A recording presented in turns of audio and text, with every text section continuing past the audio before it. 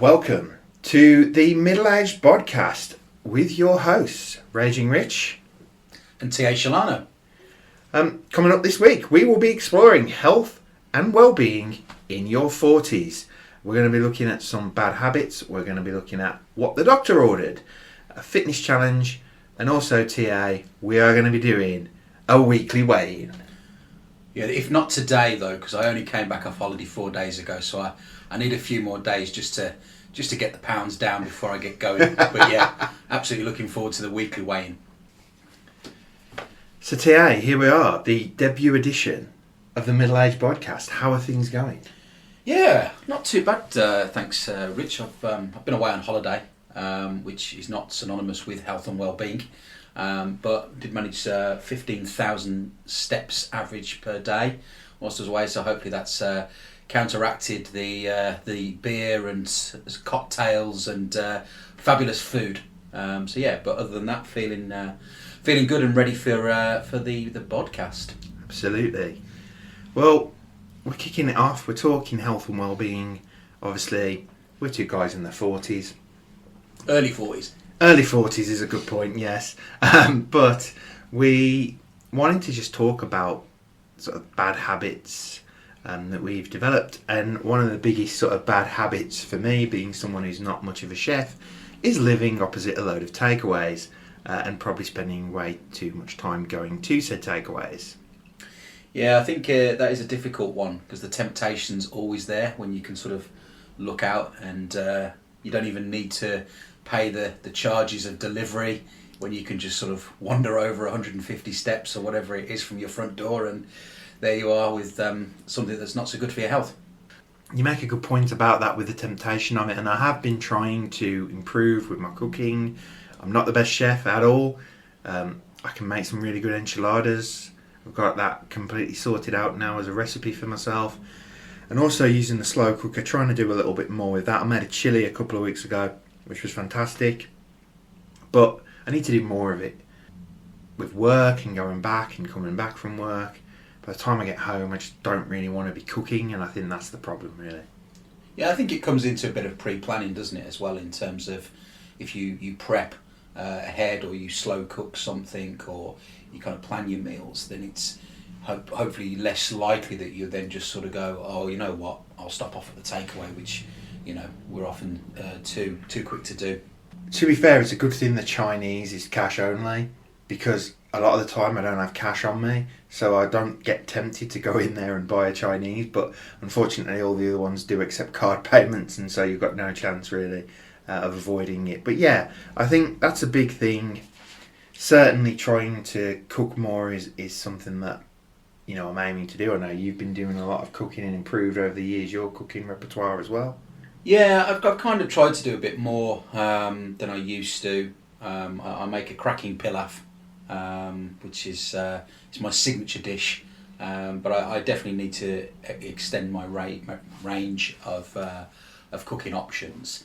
And I think it's reasonable to say, Rich, that both of us have probably been somewhat inspired with this by our midlife doctor's well-being check, which was hardly a fresh bill of health.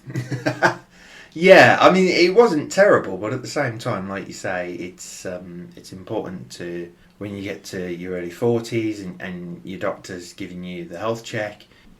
Of course, I had mine a bit earlier than you, and I've got to admit, I probably didn't follow a lot of the advice I was given. Yeah, I mean, I sort of took the lead from you really in having put it off for a while, finally going, and certainly as far as the scales were concerned, it was a bit higher. Prior to going on holiday, I had managed to drop down 11 pounds, which was good in terms of fitting into some clothes, and I think that kind of ties into sort of mental well-being as well, of how you feel about yourself. We are going to be touching upon mental health and sort of how you can keep yourself positive, sort of even things like the foods that you're eating and sort of drinking too much caffeine, things like that. And I think maybe before we do that deep dive, it might be worth talking about that a little bit as well, because it is a big thing. And obviously last year I struggled with a few things with my mental health and got told that actually what was I eating, what was I drinking, and I don't tend to drink alcohol regularly. It's habits as well, though, isn't it? I think it's changing habits that will help you. Certainly, when I get into the right frame of mind, I do exercise. I think diet I'll probably always struggle with a little bit more, and like you say, alcohol consumption and all the rest of it. And I think the thing is, in terms of how that makes you feel, is like when you feel sort of that bloated feeling, it definitely affects your mood. And then if you have those occasions where you have it healthier, or you don't feel kind of really, really sort of full and sort of struggling, you feel naturally better. I think actually, with us both having desk jobs as well, it doesn't help. You mentioned bad habits. My biggest bad habit is if something bothers me, if I get frustrated at work, I will go to the shop, I will buy something to eat, I will buy a bottle of Coke or a other cola that is available. But I'll go and buy myself some fizzy pop. I will sort of go buy a chocolate bar, I might buy a packet of crisps, and I just end up doing it multiple times throughout the day, and that is not helping at all. And like you said, it's about making good habits with, trying to think, okay, maybe I should just go and get a glass of water instead. The desk job thing, I think, is really crucial, because you then don't get that natural opportunity to burn off any exercise. So then when you compound that by eating stuff that's, maybe got quite a lot of calories in, you feel the worse effect than perhaps if you were in a job that was more active. That's certainly something I found. I think the biggest problem is, for me certainly, there's nowhere to go and sort of have a walk. I think it's safe to say we're both adverse to the gym a little bit. Yeah, I don't think either of us could ever proclaim to be gym goers. It's not an environment that I think either of us particularly enjoy. Certainly from an exercise point of view, I've always preferred to exercise in environments where it's just myself, whether that's maybe outside running or inside following sort of a fitness class type DVD scenario. And I'm a massive advocate for Shaun T's Insanity when I can get my head in the right space to do it. Yeah, I keep telling you I ought to borrow that, and then I think to myself, what have I just said? That's crazy for me. But actually, I think that is something I need to find. My mum and dad did actually give me an exercise bike that they weren't using in perfectly fine order, and I have been on it a few times, but it's turning it into a habit is definitely the thing. Like we say, turning it into something that you are doing regularly, making sure that you're building up your fitness levels, not just doing it once in a blue moon when you remember, oh, you know what, I ought to go on the exercise bike. I think it's making things part of your routine and that sort of scheduling things in. For me, I find better to exercise in the morning. If you can get up earlier, get it done, you also get that energy boost through the day. And again, talking about how you feel and that impact on mental health as well, it can give you a real boost then through the day. Whereas I tend to struggle if I try and exercise after a day at work. Energy levels depleted, or sort of tiredness kicks in.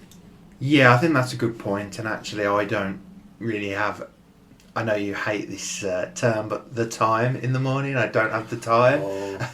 But I do find it's hard sometimes getting up and having to go to work. But certainly on the days that I'm working from home, I could be doing more. And I think that's something certainly to be looking at.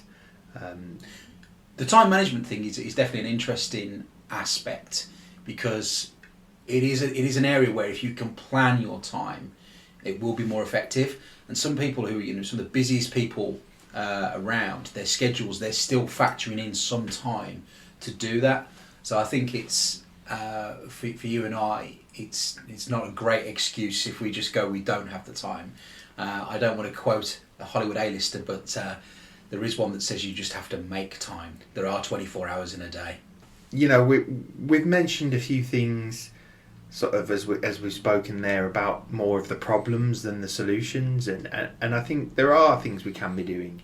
Like we said, cooking more. It's a very simple thing to do.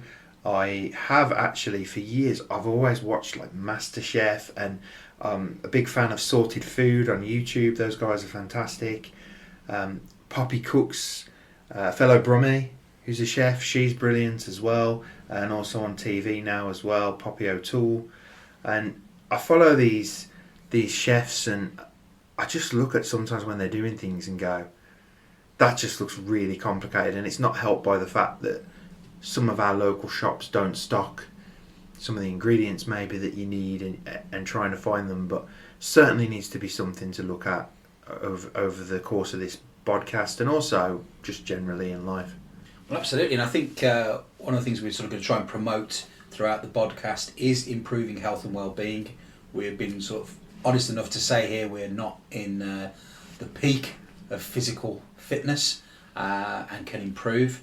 So as part of this process, I think we are going to implement the weekly weigh-in, and then we'll obviously have some sort of suggestion as to what the forfeit will be for the one that loses the least amount of weight. And we're going to have a sort of weekly fitness challenges that we can then sort of bring in and talk about. Having watched you recently try and attempt a plank, I think getting you to perfect those will probably be a good start. Well, T.A, we've got some fantastic episodes planned for the podcast, and obviously here we've been talking about health and well-being. We are going to be doing a deep dive into mental health, and also talking a lot about just things we could be doing to improve our lives in other ways, like getting into DIY, getting into the cooking, like we said, things like that. We're also going to be talking about things we like to do for fun, films, gigs, things like that. But we have a couple of very special episodes planned, one of which will be discussing your debut novel. Yeah, thanks, Rich. So, The Doctor's Hidden Patients is my debut thriller novel, which is due to be released on the 12th of October 2024. We're going to have obviously a long chat around how that came together over a number of years, and the fact I'm now working on a second novel. Fantastic. And we're also going to be talking about the ill-fated project from about a decade ago where you and I actually wrote a short film together as well. Yeah, Rich, I think this is going to be an opportunity to revisit that, what went right, what went wrong, possibly reviving that, and what that plan might look like, or factoring that in. So yeah, kind of looking forward to talking about some of the creative processes of Raging Rich and T.A. Shelano. Fantastic. We're going to be discussing that over the next few weeks here on the Middle-aged Bodcast. So please, wherever you get your podcasts from, make sure that you subscribe and you share. So, Rich, we've sort of told everybody how we've managed to get into this state of lack of physical fitness and health. And as part of the podcast, it's really important that we show some improvement throughout. So here's the sort of challenges that I think that you and I are now signing to, which is effectively that we will cook 2 meals per week. Okay. We will make sure that we do not consume more than 1 takeaway per week. We're going to make sure that we reduce those alcohol units to something that's slightly resembling medical guidelines. We are going to have a bit of a challenge between us around the weight loss. So we are going to aim for a loss of between 0.5 stone and 1 stone. Fantastic. I'm afraid I don't know offhand what that is in kilograms. Sorry for anybody who doesn't know the old measures. And we're going to make sure that we do some form of recorded exercise at least 3 times per week.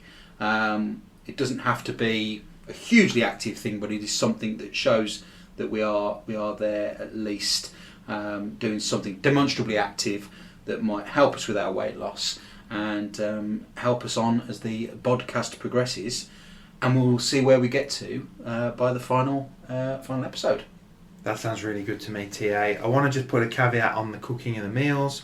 I think we should also put in trying to cook some new stuff, especially as we're going to bring an episode up later where we talk a bit about cooking and things we can talk about, some of the things we've tried out to help us with this challenge. Same probably with some of the exercise, and we are planning to do a midpoint, so we can do something in there where we talk about some of the new meals that we've cooked, some of the exercise regime that we've established, and things like that. Sounds good to me, Rich.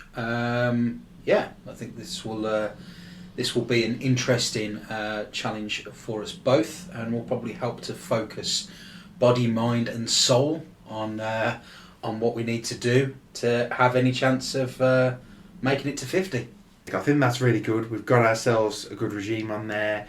Certainly going to be over the next few weeks giving you guys some updates, giving you a progress report on everything that we've been doing. And I think this has been a really good first episode, to be honest, T.A. I think we've set ourselves some good challenges and we shall see how things go. Well, it's a start, and like everything, you need to start somewhere. We have a plan in place which we can work to, and it will be entertaining to see how we get on. Listeners will no doubt enjoy listening to our success, failure, attempts, as just sort of two middle-aged men going through a middle-aged life crisis on the Middle-aged Bodcast. Well, T.A., I think that pretty much wraps up the first episode of the Middle-aged Bodcast. I want to thank everybody who's been listening to our debut episode. Thank you very much. And what a fantastic week it has been. We are going to be here next week talking to T.A. about his debut novel, The Doctor's Hidden Patients. T.A., is there anything people can get you on, any social media or anything like that? Yeah, please follow me at Shelano T on X. ShelanoBooks.co.uk is my website. I have a Shelano Books page also on Facebook. And for anybody who's interested in getting an early checkout on The Doctor's Hidden Patients, you can find it on the first 3 chapters on Wattpad. Also, guys, we are on X, formerly known as Twitter, as the people like to say. So we are on there as well, at Middle-aged Bodcast. So that about wraps it up for the week, T.A. Yeah, have a good week, Rich, and let's hold each other to account on these challenges, as I'm sure the listeners will be doing as this progresses. I'm going to make a suggestion, T.A., before we go, and that suggestion is, by the end of the next episode, we come up with the forfeit for who has lost the least amount of weight at the end of this process. Okay, that makes sense to me, Rich. We may also encourage listeners to submit their thoughts, but maybe that's not such a good idea. Maybe for now we will just come up with it ourselves, because I, for one, am too heavy to go bungee jumping. Me too, to be honest. Thank you very much, everybody. We will be back next week with The Doctor's Hidden Patients, written by our very own T.A. Shelano. Catch you next week.